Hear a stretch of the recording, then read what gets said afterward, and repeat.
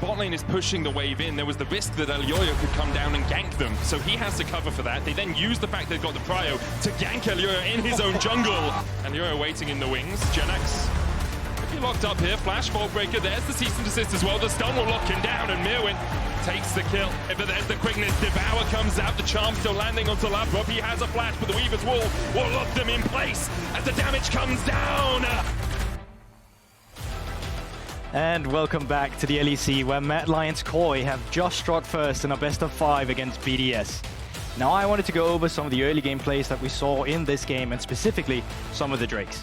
So in our first clip that I have ready for you here, it's actually how BDS manages to 3 versus 4 against Mad Lions Koi to take the first Drake. So as we roll out the clip, you can currently see that they're in a position where Sheo's starting up on the red side. And what he's doing with the red buff right now is that he's actually getting a camp advantage ahead of Elyoya. You can see he's gonna get level 6 right now. So as we post a clip here, you can currently see that as we highlight the minimap, Nuke's back in base. There's first move for Fresskowy in mid lane. He does have the ultimate, but what Mad Lions Koi currently does not have is the information that Sheo is level 6. So as we roll out the clip, you're going to be able to see that Fresskowy has the opportunity to join, but does not do it because Mad Lions Koi are never expecting BDS to actually take this fight. But instantly, Labrov comes through with a great knock-up that's followed through by Sheo with the ultimate, and resulting in not only Sheo killing Elyoya here, but also getting the Drake, and BDS finishing that 4 versus 5, or 3 versus 4 rather, allowing them to get the first Drake. But then here in our second clip, where once again it's looking great for BDS. You take a look at the map, they got all the setup, they got all the wards, they know exactly what's about to happen. But as we roll it out, they slip up, because you're playing against a TF top. They already know he's got the move first, but as you pause it right here, you're gonna see that they've split up completely. Instead of staying together, Nuke's now on the other side, Ice still down towards the bottom, no first move from Jenax. So as we roll out the clip, there's no way they're actually able to take this fight. Despite having all the setup in the world they needed for this Drake, they forgot that there's a Twisted Fate that exists on the top side, and because of that, Myrwn was able to punish this lack of awareness coming out from BDS, resulting in them coming back into this game and then further taking it over. Now to break down the rest of that game, I'm going to throw it over to the analyst desk. Thank you so much. What a beautiful breakdown, and I think it got to kind of the crux of the issue for BDS, but also the key and why this TF was banned so often, I think, specifically versus MDK. Broxah, the fact that, you know, they want to be able to move, they want to be able to engage, they want to be able to play their aggro play style, and it's giving them another tool. Yeah, I feel a little bit bad for Jenax coming back in the LEC and having to play Cassandra into Twisted Fate. Like, welcome! And the worst part is he actually had a pretty good early laning phase, but then once he died to a gank, and from that point on, he couldn't play. Yeah, exactly. And the problem is that you can't really do much against this TF in draft, because especially on red side, when you pick TF, no matter where you pick it, 4 pick, 3rd pick, 1st pick, at any point is like, where is it gonna go? It's such a strong flex pick for mid and top, and it kind of forces you as blue side that you have to pick something neutral regardless of where they show that it will go. 5-head though, like, I think since they're playing with Jenax instead of Adam, maybe they were like, this is the time we let it through because we know we're gonna put him on something like a Cassandra or Gnar series anyway, you know? So that could also be the case, but still, it didn't work out. Yeah, but regardless of that, outside of the lane matchup, I feel like TF is enabling a lot of what MDK wants to do, because they have been adopting this playstyle where they're looking to trap you everywhere on the map, on a mid wave, when you're walking in to get vision, and worst case, TF ults, it gives you vision. It enables a lot of avenues for you to look for fights, because you can just see BDS out of position. Yeah, we see it right here as well. Like, most of these plays are made on the back of Myrwn, and he's just absolutely everywhere. I'm curious to see how next draft is going to go, but I think there's a 0% chance that he's going to get TF again. TF. Yeah, as we go into the second game, let's now look at how this influences the rest. Obviously, this guy, he's such a psycho. I love it. It's so amazing. I love talking to him. I love seeing him play. I love the way he approaches the top lane. I am sad that we've been kept from our Myrwn versus Adam best of 5. I really am, but this is just the hand that we, and especially BDS, have been dealt. So yeah, let's start talking about that draft then. Knowing what you said already, Odoamne, it's hard. BDS is on the blue side, so again, they'll have, when it comes out, they won't know where it goes. Would you opt to then maybe you put something mid and top that counters it, or? Well, the thing is you can't, because a lot of the counter picks to the TF are counters that they would get countered by something else. So you can't really go for this approach where you double counter him, because those matchups are usually so weak and volatile against other stuff. So for me, I think the best option is just to ban it on blue side, because I think that's also why they opted to go back into blue side, is that they see that this TF hopefully is the problem, and they will ban it and leave something else open. I also think if you look at the two team comps, on MDK's side, everybody is playmaking except Jinx. They have so much of it. But on the other side for BDS, who's going to make aggressive plays? Who's going to make things happen? The Sejuani? I don't think so. Sure, it's just such a simple, easy to predict front-to-back team comp with no creativity, and I think that's something they were really lacking here. Yeah, and for me what was interesting is that they've been exposing BDS, because I think BDS has been touted as this, you know, very, very rehearsed, good mid-game team where they have their objective setups, you know, on point. But they've just been making slip-ups, you know, because MDK is punishing mistakes, you know. MDK is not forcing mistakes, but they're just punishing it off of information that they're having, with BDS just having a sloppy approach to, you know, these essential steps of the game. Also, the first time that Mad Lions Koi won on red side in the playoff, so, you know, it begs the question, have you then not done enough if you are, of course, on the blue side for BDS? We'll see. We're going into draft right now, and I'm really curious. I agree with you. Oh, they don't even have a picture for Jenax. That's kind of sad. He's not there, sadly. No, maybe, nah. I mean, I see him. He's there. Yeah, but he's definitely there, but we'll see. So, here we go then. Team BDS electing to stay on the blue side and taking some usual suspects off the list. So, Mama. Oh, go ahead. Yes, the last time we saw BDS banning Senna, Karma, and Ivern. Ivern was the second ban. Looks like they're changing it up for the Twisted Fate here, which obviously makes a lot of sense. If Mad Lions is to follow the same recipe, they're going to be banning Varus right now, but outside of the TF, pretty similar draft so far. I mean, Ivern is in right now, so it feels like, you know, if they're gonna catch you on these setups, at least you're gonna see it coming. It's a lot more predictable, and there's a lot more counterplay than you know. Are you body shaming Daisy? Oh, yeah, am I? That's an unexpected turn. Anyway, Aphelios lock in. Aphelios first pick. That's a bit odd, I would say, because I feel like he's not really the best ADC in the meta right now. I feel like there should be some other prior picks. I mean, here. second time in Ice Comfort, but. I guess so. I'm curious to see what MDK is gonna opt for here. I also think BDS is in a fairly tricky position with the first pick, because last game they opted into their Xayah, which obviously didn't really have much of an impact. They can't really early pick top because Myrwn is on the other side. Maybe Ivern, but do you really want to first pick that? That's the question. Yeah, I guess it's a syndrome of them not really having a super strong first pick, and they prefer to go for the Aphelios because I'm guessing it's just an ADC that can hold its own and scale well against anything, and then they prefer to kind of take this red side approach where they react to what they're picking. So I'm curious to see Xayah and Blitzcrank. I feel like, Blitzcrank so early, I'm not sure I like it, because the problem, exactly, like Xayah is coming in now, it feels like with champions like Blitzcrank, even though, you know, you can pick them early, I feel like if you pick them later, it has this surprise factor where enemy can't really react, because right now, MDK sees Blitzcrank like, okay, we can pick 2 more champions that are good versus Blitzcrank, and he won't really do much. So if you're on Matt's side right now, if you're in Myrwn's position, like, are there any like top bans you're looking out for, or, you know, what do you want to do? Usually on red side, I think what is really good is to take out the solid blind picks like K'Sante, Gnar, so you can get an even more volatile matchup for your 5 pick, because it looks like MDK really likes this volatility. It's been their approach with at least top lane for all of playoffs.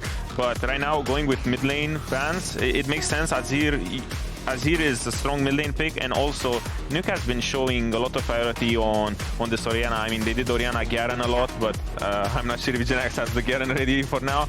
But you should just slam it. Yeah, it makes sense, these 2 mid lane bans, because Azir, at least now, it feels like he's a little bit unrivaled. Although the Talia is open, so BDS could look for the reverse approach of game 1.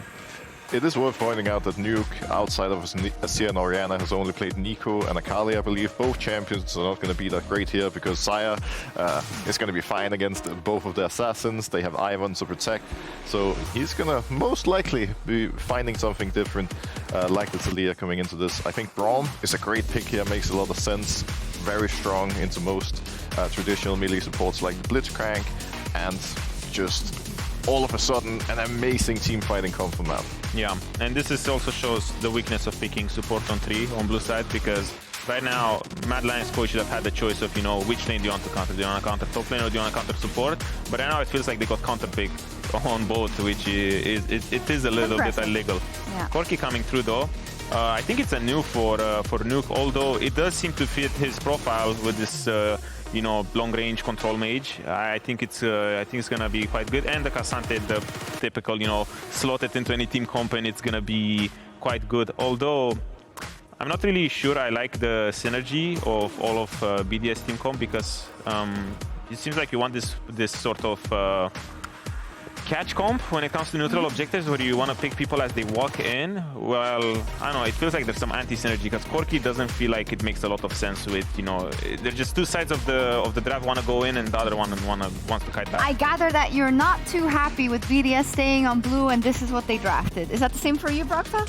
Yeah, I think more, like we talked about at the start of it, more than anything, they banned away so many OPs, so did Matt, and there was just nothing left. If you end up in a situation where you as BDS have the first pick Aphelios, it never feels particularly great, especially when your opponents take a Xayah and Ivern. But I'm curious, Odoamne, what do you think about this top matchup? Cassante and Gnar, which side would you want to play? I think it's very, very miserable for Cassante. I think he won't have a lot of agency in this game. He's going to be losing prio. But there is hope for him, because I do think that Cassante is a strong 2v1 or 2v2 top. So I see that they will have power there, but I do think that in isolation it will be quite hard for Cassante to do a lot this game. We'll see.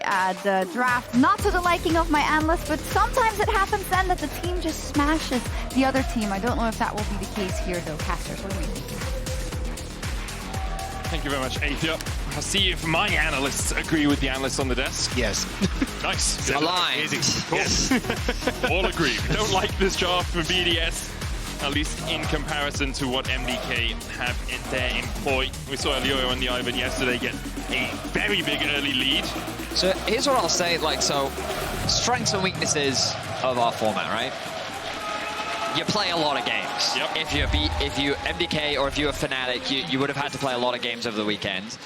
But the advantages of having to play a lot of games is that, like, MDK, I feel like that they just get to react so easily because they had to go through this process so many times yesterday. So the second that they see a first pick of Aphelios, compared to what the things that Fnatic were cooking yesterday, they're saying like, oh, I love that. You know, and then you see a Vi lock in, they always have this Xayah answer, right? We even saw things like SK responding with the Xayah as well. Like, it just feels that, yeah, it does feel like that MDK just have that extra bit of experience. They feel very fresh and used to the stage. And yeah, game one was a little bit slow, a little bit warming up, but they were still on the ball when it came to finding those picks and finding those opportunities. So stage scrims.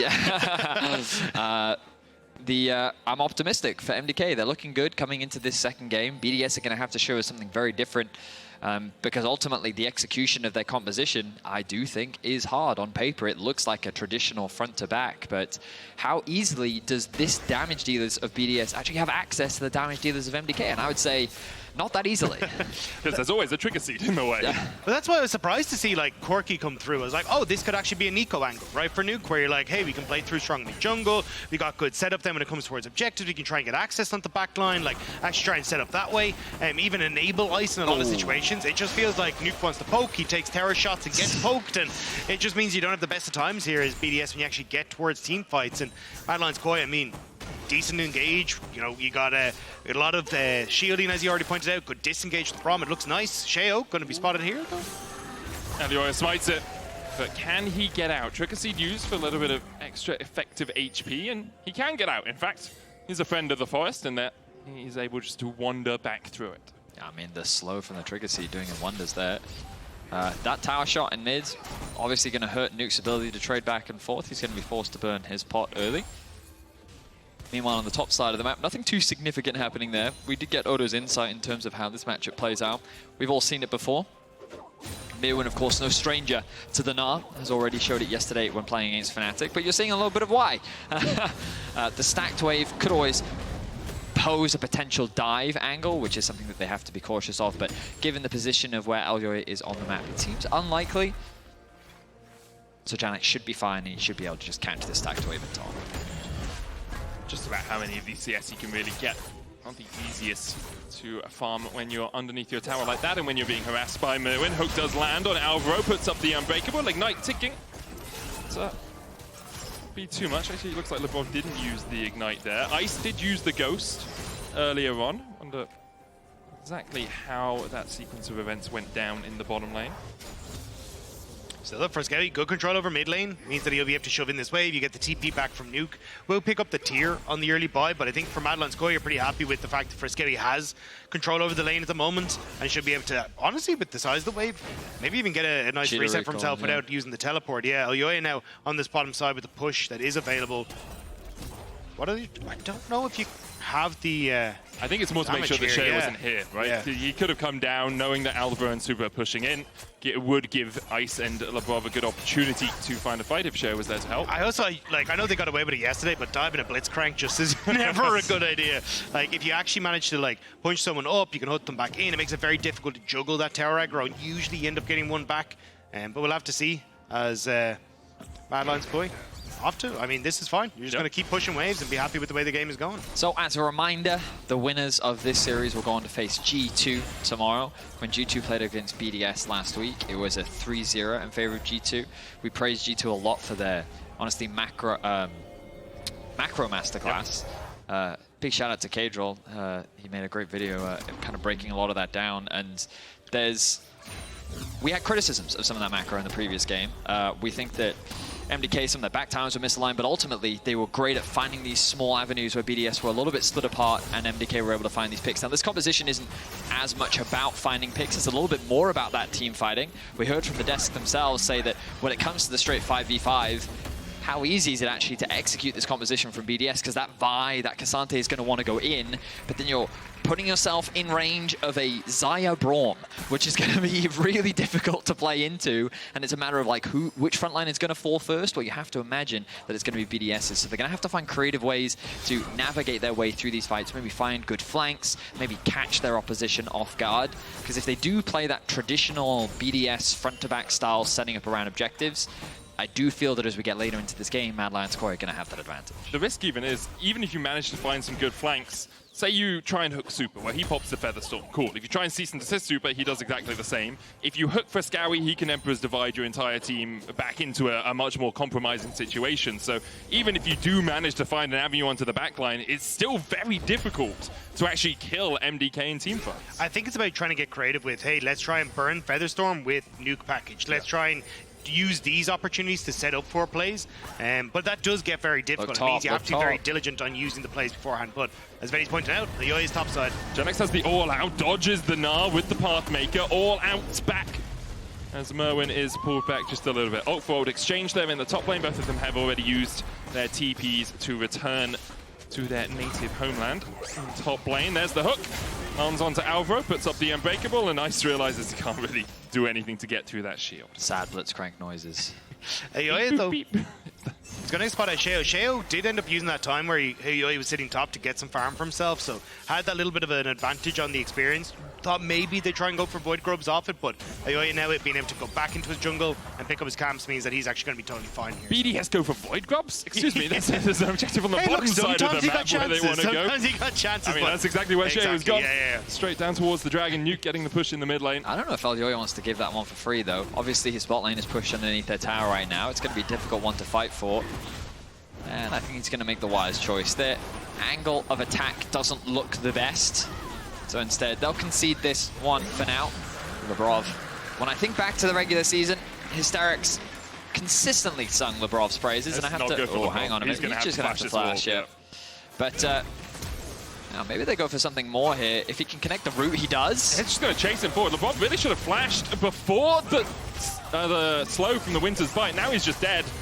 Good play by MDK, but Labrov, he was always going to have to flash, so why not just flash straight away? Exactly, yeah, that was greedy. Just immediately get out of there. There's no point in now. Sheo's lost control on this bottom side because Mad Lions Core able to go into it and just push him away with that support being dead.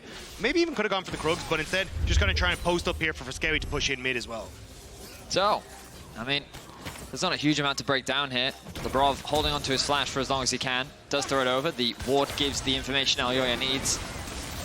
And then the passive from Braum, committing the flash from Alvaro as well, just to guarantee that passive connects. I think he also threw out another Q there just to add the slow, or it may have even been the trigger seed.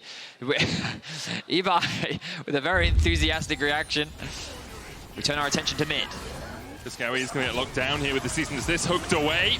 Emperor's Divide. Oh, but Sheo flashes in front of him. However, the trigger seeds come back, and now Alvaro can open up on Sheo. No flash on the buy. He looked for the kill, and instead, he is the prey. MDK strike again. And you get to see one of the major changes to Azir on that play. The fact that he got changed to his Soldiers can do on hit means he can prop the Braum passive, manages to get the setup on the stun, and Sheo just flashed into his death. Really nice job there by Madeline's Koi to respond to that mid lane play. You're also seeing how difficult it's going to be to kill people on MDK. Obviously, we're nowhere near the mid to late game yet, but the shield from Elyoya, the Braum utility that he provides, 3 members are being thrown. Chain CC, knock up. Good ultimate to buy a bit of time. Nice flash in the way initially, but then the shield comes through, the Braum is there, and now there's just no damage left in the tank for BDS. They're immediately forced to retreat. MDK find themselves another pick.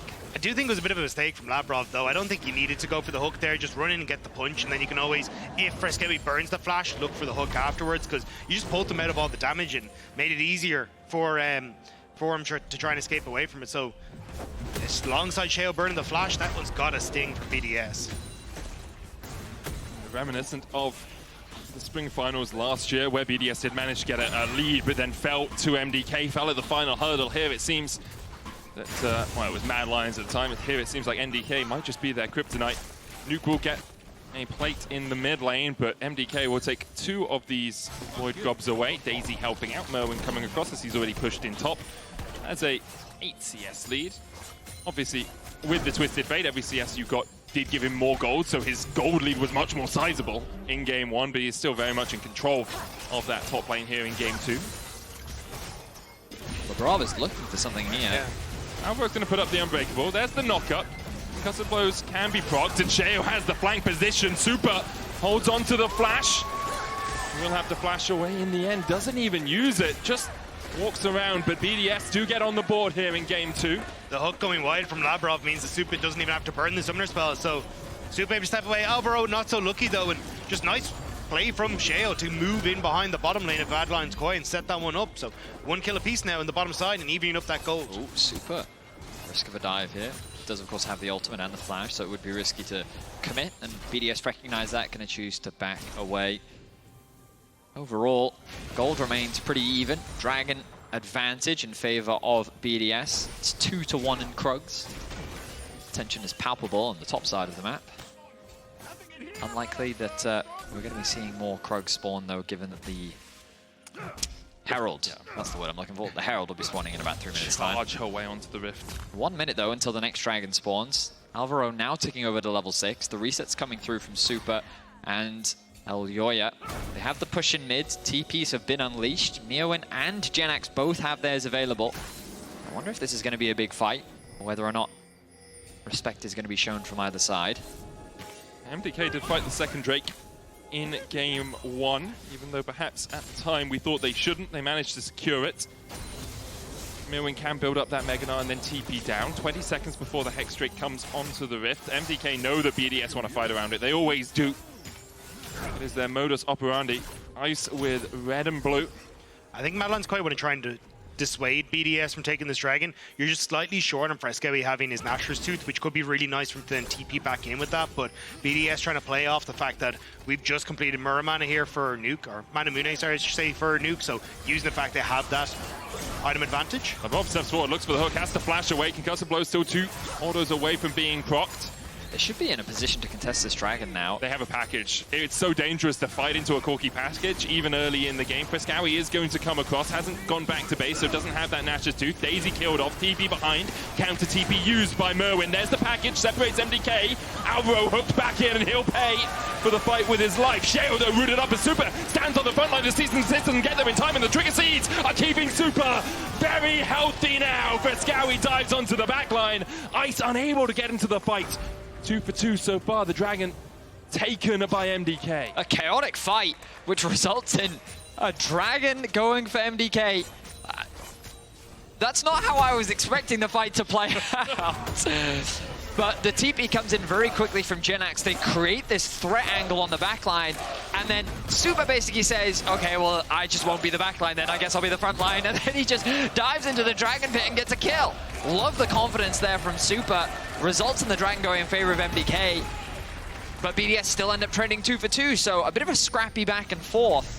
But ultimately, MDK the winners. Yeah, and you'll see as the fight kicks off, the scramble just that they had back to try and get in that front-to-back position to deny the setup from Nuke to actually separate them was really nice from Madeline's Koi, and the amount of feathers the Supa managed to get down with the ultimate was set up beautifully there for Madeline's Koi to try and take that fight. So nicely done by Madeline's Koi, but a dragon stolen is going to be big news for Madeline's Koi because, again, they just want to try and look for team fights and start their own walk to victory through those objective controls. The thing about Blitzcrank is it's always that X factor, right? Even if on paper you don't expect his value to be as apparent, if he just lands that right hook, whether it be at the right time or onto the right target, it completely shifts the dynamic of how the fight is then played.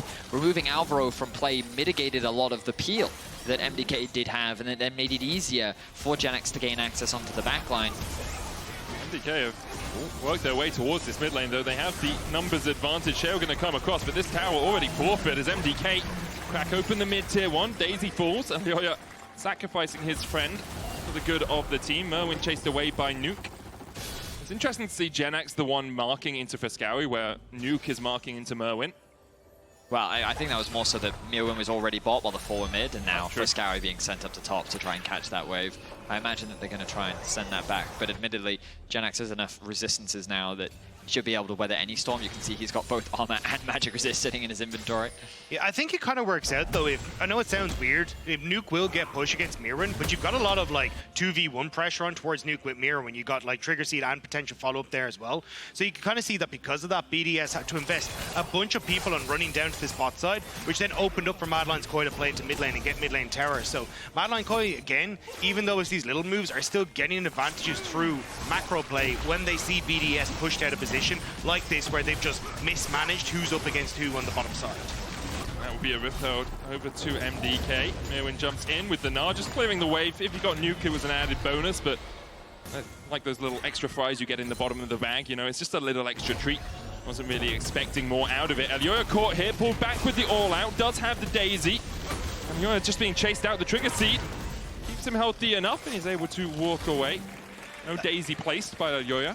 That's a huge play, though. Actually, might still not be on the cards. They're going to say Jenax getting Elyoya out of the position might mean that MDK can go for this play because they got the push on mid, next wave. and now they can lead. Yeah, I think they still have to get out of there. Cease and desist on him. He does still have the flash. Labrov will look for it. Now Jenax locked up under the tower. Daisy placed down. MDK will take the kill on the Cassante. Myrwn able to escape. And it's a 2-for-1 special. A tower and a kill in the top lane for MDK. The Rift Tower coming down might be 3. Tower in the mid lane focused by Ice, but he doesn't have good guns to rattle through the turret. The hook wide again from Labrov. Oh, the tower shot! Is that a kill angle? It might be. Myrwn looking Movement for speed it. is enough. He keeps the mid tower alive. Ice doesn't have a minion wave to siege. They're continuing the siege on the top lane. They're going to get another hit onto this tower. I think that, yeah, they're not going to choose to overstay. 2 towers, a kill. MDK ballooning this gold lead now. 3K is the advantage they find 60 minutes. Labrov forced to execute. I guess he was concerned about a potential collapse. I think he thought that MDK would go back through their BDS's blue side jungle and then collapse on him. So he's like, well, I might need to sack myself. Didn't need to if he had full awareness, but obviously you don't. You have that fog of war as a player. We see all, the players do not. The good news for MDK, though, great back timings now for them. They secured those top towers, they reset, they get to spend a bunch of gold. Myrwn, while his back was a little bit delayed, doesn't matter. He has the TP and still 30 seconds until the dragon is up. This means that it's MDK first into the enemy jungle. They're gaining that vision. Could Labrov be in danger? No, he's going to be fine for now. But this area of the map is going to get very dark very quickly for BDS. And I think a lot of this comes down to, one, the map plays from BDS's Labrov. These individual mistakes, as about to say, not landing these hooks, is starting to cost them. Not getting the hook on mid lane means they overextend for the play, don't get the tower. Now the hook there means they're not getting the control that they need on this bottom side to let Jenax be able to control it. And even Jenax getting caught on that top side was a big mistake as well. That's leading to Madeline Koi extending their lead, extending dragons, and now realistically we'll see the play in response from Sheo on this top side. So much credit to MDK as the wallet comes down. Nuke was tanking, the tower has to flash. Myrwn looking for the house in the back, but instead he uses the boomerang. He spams the laugh as well. Myrwn, a solo kill onto Nuke. It's starting to feel like BDS are falling apart. Of course, it's just a solo kill, but MDK, over the last few minutes, 2 towers top. A kill in top lane as well. They just converted into another kill. Now they're threatening both the mid lane and the bot lane. BDS very quickly losing control of this game. And now you've already got position on this bottom side. You're down a man as well. Jenax, you cannot stay for this tower. You're Cassante, but you will get a lot of members down onto this bottom side. Trying to see if he can defend, but potential flick back here. Stunned up, there's Glacial Fissure as well. He has to dodge away. And Tofu's come out just short of the minion wave, but now it's a Labrov and Jenax trying to hold. The wave was cleared out by the Cassante, but MDK's map play over the last few moments has been sublime. They played through mid to get Rift held, they then play 2 towers top. Every time BDS are the ones reacting and MDK are the ones setting the tempo. Right now, BDS getting whiplash. Look at that ward, potential TP. TP behind, as you say. MDK start to retreat. BDS looking for their play. Fresskowy flashes away. They're going to try and lock up the Emperor. He's stunned and shut out by Nuke. 2 kills over to BDS as MDK have to retreat. A very nice TP flank from BDS. Stymies the pressure. MDK, they tried to get a little more than what they could, and they end up getting punished for it. It is, of course, only, well, it's 2 kills, I should say. But all it'll do is force MDK back and give an opportunity for BDS to regroup. Let's look back at this TP. Yeah, they spot the Myrwn doesn't have the Mega Gnar, so they're just like, cool, we can go into the spots I play. Sheo goes to engage. The knockback doesn't really work out because of the positioning that Jenax had. And then as well, Alvaro just too far forward, so can't really get into that safety zone that had been created by Fresskowy. So nicely done there by BDS to at least shut down, but I don't think it's really going to stop them from the position that they're in. Mad Lions Koi, you got 2 items now into Fresskowy. That ability to go into Fresskowy, gone. With that, Zonya's Hourglass picked up for him. Supa having his ultimate. The targets for Sheo are quickly diminishing. And as long as Mad Lion Koi aren't overextended like that again, you're going to be able to play for this dragon that's up in 3 minutes' time. Yeah, I was going to say, in the previous fight, he didn't actually have even the arm guard. He had a large rod and the 2 amp tones.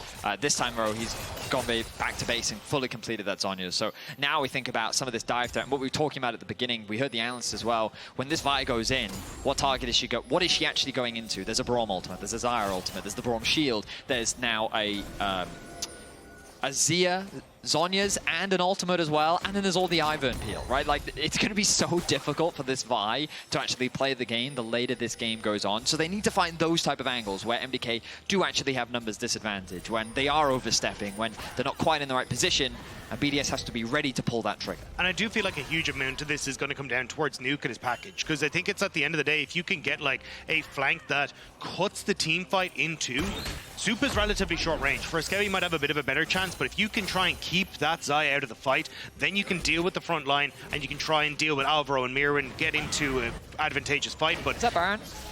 Trying to do it across the wall. There is vision, and they're now spotted. Control ward goes down. How do BDS approach this? They haven't had much chance to get vision in here. MDK were gating them away from the pit. The Daisy will continue on the Baron, but that's a fight she'll lose.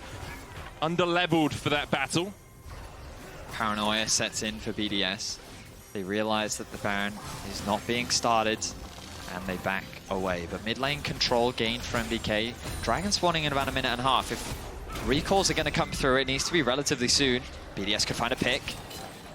I'm wondering if they mistimed Jenax TP, because I think they were trying to go, hey, let's start it, let's see if we can get the TP from Jenax, and then like back away. Myrwn has control on bot side, we can look for it, but his TP isn't up just yet, and this just means that you lose control over your waves, right? And now BDS get to push him mid. They should get mid tower, and that's a big win right before this dragon spawns. So a really weird play by Mad Lions Koi. I also think they just thought they had better vision control around it than they did as Supa gets enough time to get the Featherstorm down.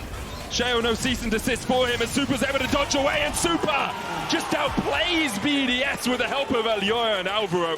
And now the Dragon up in 40 seconds, but I think MDK might have a bigger prize on their mind. Sheo ended up committing the flash to get the knockback, thought he connected, so ulted immediately, but it meant that the Featherstorm ended up burning that ultimate as well from Sheo. So Mad Lions Koi, they get the pick, they're on towards the objective, and Myrwn's in a great spot to flank with Mega Gnar available. But the trigger seeds enough, unbreakable now as well as Myrwn looking for that flank position. You have to watch that Gnar as he gets in behind BDS. Nuke has the flash, Jenax keeps Myrwn at bay, but Nuke is locked up, the Gnar into the wall, doesn't even need need to kill off Nuke. Ice gets a shutdown on the back line. A big gold infusion for this Aphelios. He begins to open up on Elyoya. Flashes forward, but Elyoya just enough health to flash and survive. A triple for Fresskowy in the fight. BDS crumble as they try to make a play onto Supa. It unlocks the Baron, it unlocks the team fight, and MDK run away with it. We look back at this play. Great ultimate timing from Supa. He flashes the hook here as well, converts it into a kill. And even though he's low HP, the call for Baron is made. MDK say this is a good opportunity for us. Great damage comes out from Nuke, but the Unbreakable stands strong. Nuke tries to find an angle, but he can't find it. And then Dagda, as you highlighted, this flank comes in from Myrwn. Yeah, great positioning from Myrwn. It already procced the Mega Gnar off that mid wave, so just waltzes on in, is immediately behind BDS. And Ice, I mean, he does his damnedest to try and get the Baron off as many people as possible, but again, the Unbreakable doing work to just keep that Aphelios in check. It's a game of inches, as you said. Supa, not stunned by the Flash Vault Breaker, gives him time to get off the Featherstorm, and then everything erupts from there. 5,000 gold lead for MDK, 4,000 gold off this Baron so far, and now they can push in. Supa is doing the Dragon on his lonesome. Fresskowy just buffing the wave, mid lane buffed by Myrwn as well. There's a little TP ward in behind them again. I wonder if BDS maybe might look for something with Jenax as they try and set up this siege, but with Baron it's so risky. I don't think they saw that Supa was missing. That could have been an opportunity to maybe look for something, but yeah, this is going to be a very tough hold for BDS. Nuke has some range, but trying to shut down this push as Ice is miserable. It's the Eclipse Malignant Mana Mune, or Mura Mana now for Nuke. We are on 14-2, so that Eclipse Malignant still works, you still get the proc off that. And 2 items complete for Ice. Aphelios 2 games so far. Although he has had an impact in terms of the scoreline, BDS have struggled to find a way to play through him. Ice will step forward. MDK starting to back away, catching this wave. There's the wave in the mid lane. Still a little bit of a way away. They're trying to sync these two up if they can, not clearing out that bottom wave as quickly as they could to get the wave crashing in, but still the mid wave probably about 5 seconds slower than bot wave is. BDS have a very small window to clear out bot and then move up towards mid, but they don't manage to do it in time, which means Myrwn and Elyoya can step forward and take out that mid lane inhibitor tower. It just survives. Myrwn now stepping in once again, and it will be razed to the ground as BDS have to start to defend. Nuke down to half HP. He dashes away, but he might look to come back into the fight if it continues. Unbreakable up by Alvaro. There's the hook, but Alvaro, one of the tankier members of MDK, is able to survive through the hook in from Labrov. The Gnar back. Jenax pulls Myrwn back onto the tower. Good use of the Pathmaker, but they still lose the inhibitor, and MDK still get exactly what they wanted out of the push. Ultimately ends up in a 1-for-1 trade in terms of kills, but as you rightly said, Medic, inhibitor gets unlocked, and now MDK will need to reset. The Baron has fallen off, and MDK continuing to surprise. A roster that many underestimated. Analysts put at the bottom of their tier list, me included. I'll hold my hand up. And they've proven everyone wrong. Elyoya at the start of the season said that he likes it being in this position. He likes having those expectations reset, that people doubt them, because then it only gives them room to grow and it gives them that motivation to prove those other people wrong, and they continue to do that as they're looking to go 2-up in this series. And I think as well, look, Elyoya says that he thinks the term rookie is overrated, but I think this is an incredible performance for a bunch of rookies. Like, I think the fact that you have 4 rookies on this team, I can't even think of the last time we've seen this from a group of rookies like that. It was all the way back in 2016. Splice in their rookie year made it to the finals, but they didn't even do it in their first split. It took them till summer to get through. And let me just give you some of the names of the rookies that did it back then. Wonder, Trashy, who became Cold, Senkux, Kobby, and Mickey X. Yep. Like these guys are putting themselves in very high company if they are able to win out this series and make it to the finals against G2. Of course, G2 still the end boss. Still the big bad waiting in the darkness for tomorrow, but with how MDK are playing at the moment, I would definitely be very excited to see how they can perform tomorrow. But it also just puts more stock into like the potential of Elyoya, right? You talked yesterday about how when he joined the league, that was when, hook. Alvaro, though, is He doesn't care. He does not care. No damage. Yeah, but when Elyoya joined the league, that was when Mad Lions went on to win back-to-back. 2021, Glacier Fisher used on ice. He doesn't have the flash, he doesn't have the time to get away. And Alvaro finds the pick on the enemy AD carry. And now MDK begins to open up. The Featherstorm used aggressively as Nuke is atomized by MDK. Myrwn looking for more. Myrwn chasing Jenax down underneath the inhibitor tower. And MDK might just look to push through mid. Sheo is culling the wave, which means they do not have the minions to work with. But Myrwn can just take out Jenax underneath this turret. TP up towards the top lane. They're going to try and bring some minions in to break the base and break the backs of BDS. Ice got melted, and so are BDS's chances in this game. The wave is here. They want to try and push this to a game 3. One step away from glory. One more game away from a date with G2 in the finals. Sheo dives in onto Supa, but he just has no damage. The trigger seeds a warning for BDS as MDK break open the base. They'll take the Nexus, and they are one game away from finals. An impressive game. A good draft, good execution from start to finish. And BDS, the pressure is becoming unrelenting as they find themselves down 2 games in what could be their final series of Winter. The thing was, it doesn't really feel like you have an answer here as BDS. The split push you didn't have an answer for. This was a straight up team fight you didn't have an answer for. Now coming into game 3, we'll have to see what they get, but we're going to toss it over to a break before game 3. We'll be back right after that.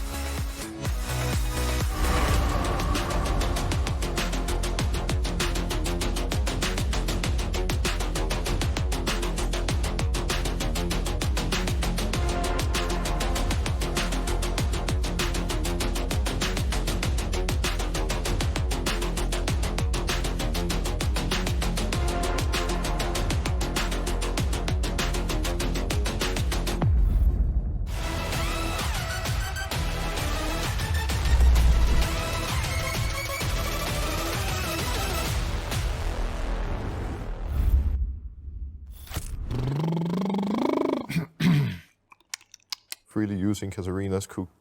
Kindred cautiously cooked Kit Kat cupcake. Kindred cautiously cooked Kit Kat cupcake.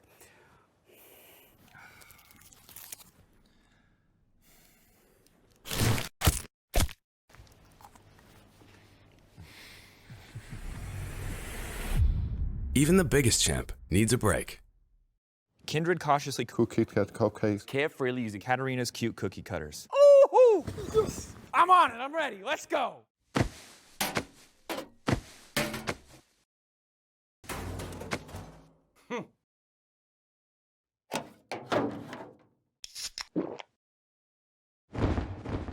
Red Bull gives you wings.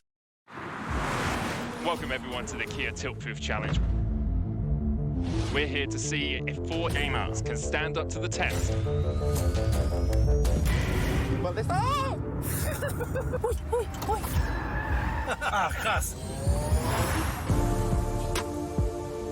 Dios mío de mi vida. I think I lost.